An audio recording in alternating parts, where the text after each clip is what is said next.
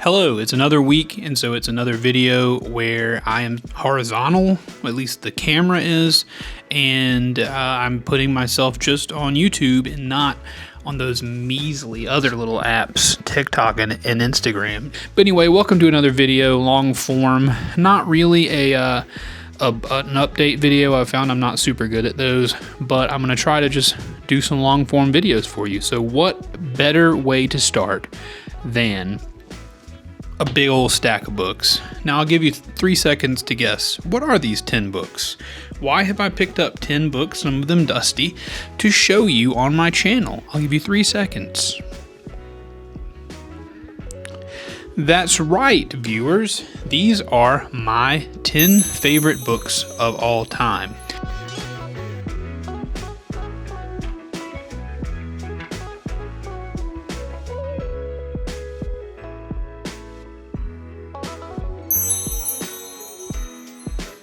This is a stack of 10 books which I consider to be my current favorites, not in any particular order. I will tell you one that I think is my favorite book, but these are 10 books that if you were to say you can only have 10 books, these are the ones that I would pick. And so I'm going to take you through each of them, not too terribly long, and tell you about each of my favorite books and why they are my favorites. And who knows, maybe I'll do this video in a few months and something will have changed. But right now, this set is fairly locked in until I read something that really blows my socks off. So without any further ado, let's begin. Let's kick off with an interesting one. This is A Clockwork Orange by Anthony Burgess. This is the story of a young man who lives in like an alternate future, or kind of, I guess, just a future from when it was written. But it's a young man who is a part of a gang of miscreants who enjoys committing crimes, brutal crimes, and doing everything that is wrong just because. And throughout this tale, he is arrested for crimes that he committed, and then through a process of like electroshock therapy, his ability to misbehave is taken away from him. He is modified to not be able to do wrong, to not be able to do evil. And the way that affects this young man internally and the way it shapes out for the story is all very interesting to me. And this book really just made me think a lot. Really enjoyed it. One of the main things about the book that either people bounce off of immediately or they find it interesting like I did is the language that it's written in. The author created like his own slang for the future, words like bazoomni and what other things, Shelovic, and all kind of crazy other weird words. Yeah, when I'd gone irk a couple of razzes on my full innocent stomach, I started to get out day platies from my wardrobe, turning on the radio on. There's like platies as clothes, and irk, maybe that's throwing up, and I don't really know. But anyway, there's a lot of weird language from these kids in this book that make it very interesting to me, and the way that as you read it you have to kind of use context clues to understand what they're talking about, but by the end you speak the language too. So really enjoyed A Clockwork Orange, and you might too, but it's one of my favorites. Next on my list, one of the granddaddies of my favorites is The Count of Monte Cristo by Alexandre Dumas. So good. There's not a whole lot, there's not anything less than a whole lot I could say about this book. This book has it all. Originally came out in, I think, like episodic serial style in publications way back in the day, but as a novel, it works very, very well. It's the story of Edmond Dantes and how he is betrayed by a friend and thrown into jail, eventually escapes. Had a bit of a coughing fit there. This is the story of Edmond Dantes, how he is betrayed by a friend, thrown into jail, eventually escapes, becomes a very wealthy man, and begins to take his revenge on all those who wronged him throughout in his youth, destroying his life, taking away his love, etc. The book is so good. It has intrigue, it has sailing, it has mystery, it has romance, it has prisons, it has escaping prisons, it has buried treasure. It has chasing people through cities. It has combat. It has, dread. All these things are packed in this book. Lovable characters and a story that will keep you guessing and enjoying yourself to the very end. So good. Do not be afraid to read this book. I know it's very big, but it is a treat on every single page. So, The Count of Monte Cristo. Now, if you know anything about me, you know that your girl Agatha Christie has to make the list. Agatha Christie, her book, The Body in the Library, is one of the books that got me back into being an avid reader.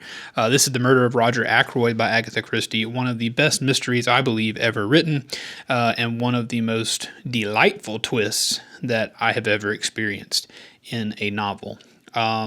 It is a bit of a slow burn, as a lot of hers are.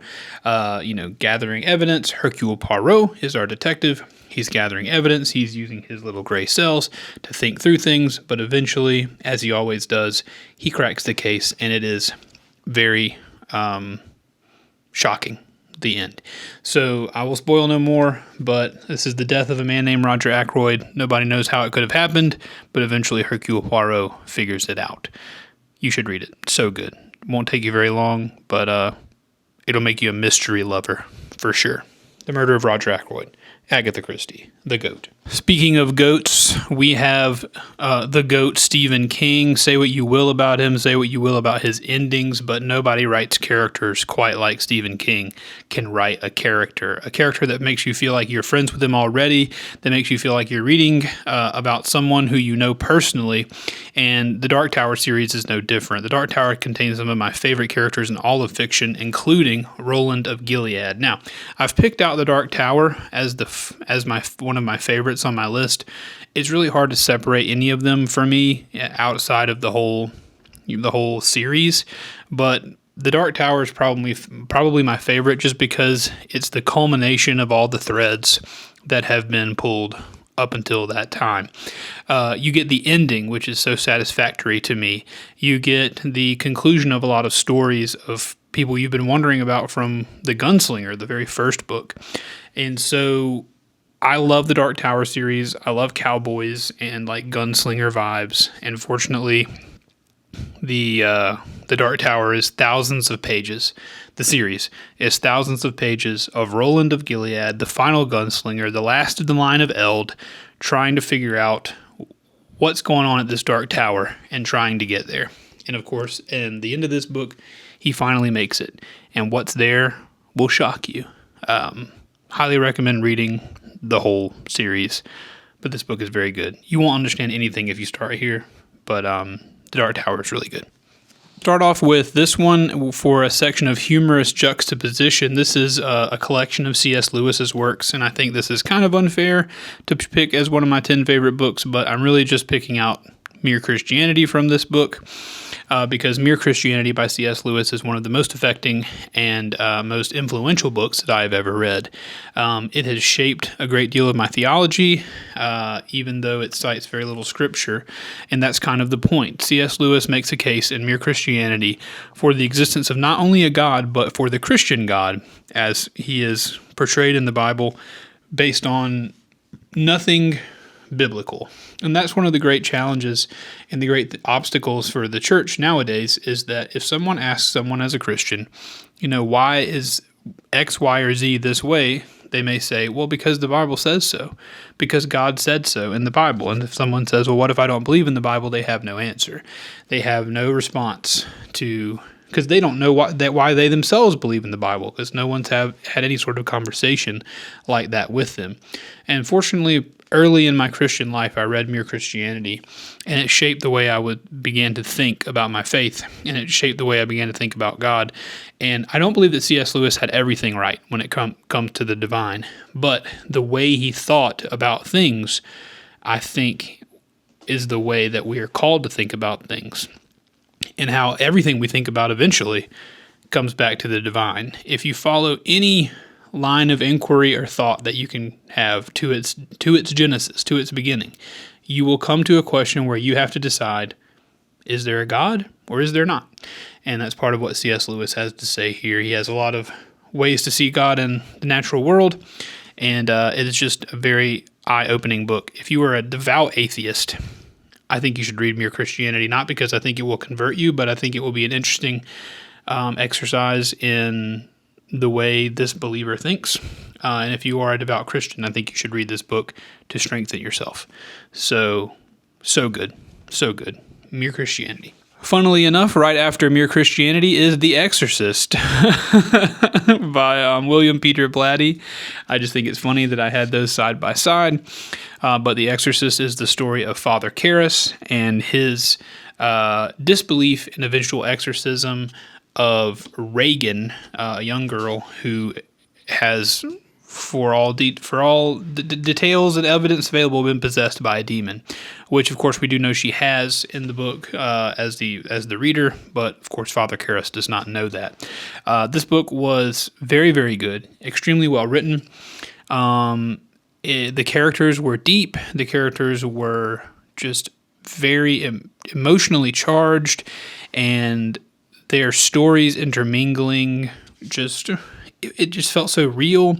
It felt very down to earth. You were experiencing this trauma alongside them, and I found myself wanting a conclusion and wanting a safe. I wanted Reagan, her problem to be fixed as much as her mom did. And one of the chief and best things about this book is the way that Father Karras has to wrestle with his faith. Is he truly a believer? Is he not? Is he a priest who is a phony? Or is it possible that his skepticism is useful for this type of exorcism?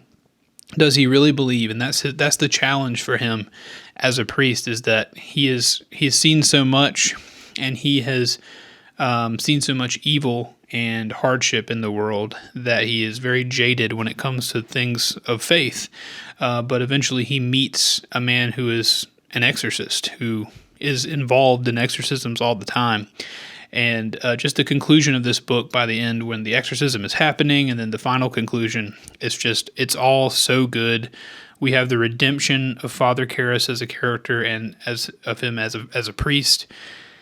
So it's just so good. I don't know what else to say. I feel like this whole video is just me telling you, this book is so good, this book is so good, but it's so good. It's so good. When I went into it, though, I remember growing up and hearing about this book in the movie and thinking, like, I don't want to mess with that. That's kind of might be sacrilegious. But my taste in literature has developed to the point where I think sacrilege is easy to spot when you see it, and this book certainly is not sacrilegious. This book is not making fun of the divine. It's not making fun of the Catholic Church. This book is telling a story that is well planted within the parameters of what the Catholic Church believes. So don't be afraid to read this book. It's not going to possess you. There are no demons living inside this book. That would be a silly thing to think.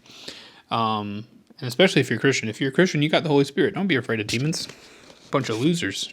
Got another one here for you from back in the day. This is Dracula by Bram Stoker. This is a cool version that my wife got me for Christmas because she knows I like it. And I only had a kind of an ugly version, but this is a cool version which is deceptively light. If there was any book I had that had a demon in it, it would probably be this one, because for some reason it has so many pages, but it's just like, it's just so light. I don't know how it's so light. But Dracula is the story of Count Dracula. He is a vampire. You know it. I know it. We all know it. And how a group of people, I'm forgetting their names now, but how a group of people, one is a guy who's trying to buy a house, or he's a realtor who's helping Dracula buy a house. Dracula is trying to spread his influence all over the world. But this group of people, Harker, the last name Harker, but group of people who come together to try to figure out what's going on with this Dracula guy and how can we stop him. The book is told or written as if it were pieces of paper, diary entries, letters, those kind of things that the characters themselves wrote. I think that's a really interesting way to do it.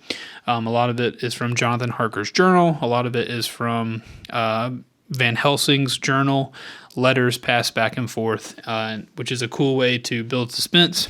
You, along with the characters, don't know what's going on until eventually you do. And just Dracula, it holds up really well. I think it's a good scary book, even now in modern days. A lot of people take issue with the ending, which I kind of agree. I wish the ending was a little bit more Dracula-esque, and if you read it, you'll understand that. But even still, it's just a very good book, and it's well written, it's emotional, it's action-packed, and there's a really cool Texan. There is a Texan in this book who is a part of the group who try to kill Dracula, and he's always thrown out of all the movie versions of it, but he's from Texas. He's the only American in the book, and he's the coolest dude you'll meet. So, yeah, Dracula. You should read it. We're almost there. Larry McMurtry's Lonesome Dove. I've talked about this book ad nauseum, even though it will never make me nauseous. It will only give me butterflies in my stomach because it is so good. The tagline for the video that I had that blew up kind of on TikTok, at least for me, was that the only thing I had a problem with this book was that there was not more of it. I wanted this book to go on forever. This is the story of Gus McCrae and Woodrow Call, two retired Texas Rangers who decide to rustle some cattle from Mexico and take them from Texas all the way to Montana to start a ranch, and all of the wonderful and horrible things that happen along the way. This book will make you cry happily. This book will make you cry sadly. This book will make you laugh. This book will instill you with dread of things that are happening. It is just a beautiful portrait of the American West and all the good and bad that goes along with it. Romance, people falling in love, people falling out of love, gunfights, cattle rustling. Just, if you like that kind of thing, you'll love this book. If you don't like that kind of thing, you'll probably still like the book. Fortunately, I love that kind of thing, and I loved this book. Again, a huge book, but it will fly by. Gus McCrae you'll wish that Gus McCrae was simultaneously your husband and your dad all the way through this book. Winner of the Pulitzer Prize, well deserved. What else is there to say? Lonesome Dove. It's so good. And you can't tell from the front, but this is Cormac McCarthy's The Road. This is indeed my favorite book. I read this for the first time in a psychology class in high school.